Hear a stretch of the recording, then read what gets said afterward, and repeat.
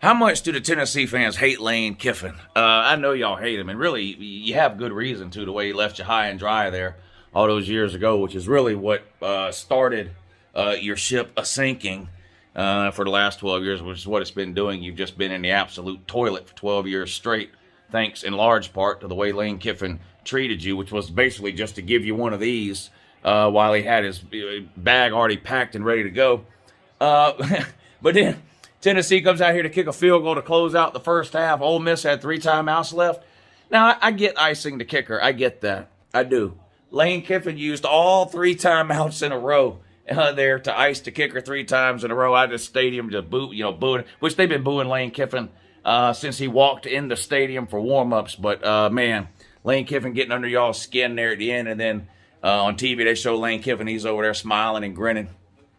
Shit's hilarious. But, yeah, so 24-12 at halftime. Ole Miss up on Tennessee. And where is this Tennessee offense we've seen for the last couple of weeks? Hendon Ho in this game, Hendon Ho has played terrible.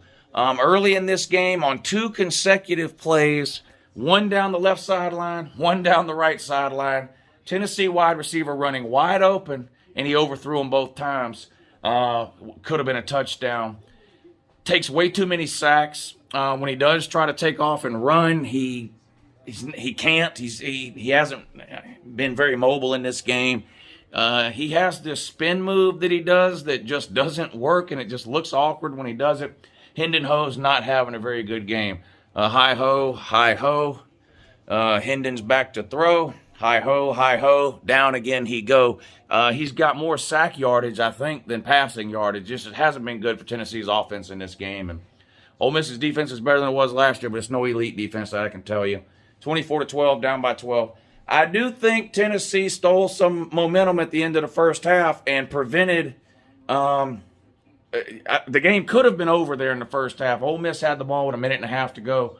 If they'd have went down there and scored, and this thing was 31-9 right now instead of 24-12, it would be over. Because the way Ole Miss plays offensively, how explosive they are, and how fast they can score points when their offense is clicking, getting down 31-9 against Ole Miss would not be a good idea for the Voltards. So I do think you came out ahead on those last 2 drives of the first half where you forced Ole Miss to punt, and then you hit a couple of passes and went down there and kicked a field goal. 24-12, the game is still within reach. Now, obviously, Tennessee is going to have to play much, much better in the second half, especially offensively. I actually don't think Tennessee's played all that bad defensively. Missed a few tackles. A few wide open receivers for Ole Miss, but look, the Ole Miss offense, when it gets running, can be hard to stop for a lot of people. So the offense for Tennessee is what is letting Tennessee down today. Hendon Ho, like I said, has not played good, and I gave Tennessee plenty of credit the last couple of weeks for scoring 120 points against 2 blind middle school teams, but it's not getting it done this week. Hendon Ho is really struggling. Not much of a running game for Tennessee here. So we'll see. Both of these head coaches are considered offensive gurus. Lane Kiffin and Josh Heupel. We'll see what Josh Heupel can come up with in the second half here for Tennessee offensively to try to get things going for Hendon Ho, because, like I said, he has not looked good in this game at all, neither running or throwing. Tennessee's offensive line looks really bad too. Alabama up 28-9 over 28-9 over Mississippi State. Oklahoma and TCU, pretty good game, 24-14. Oklahoma up on TCU early in the third quarter in that one. And Alabama just too much for Mississippi State. The spread was 17. What's the score now? 35-9 now.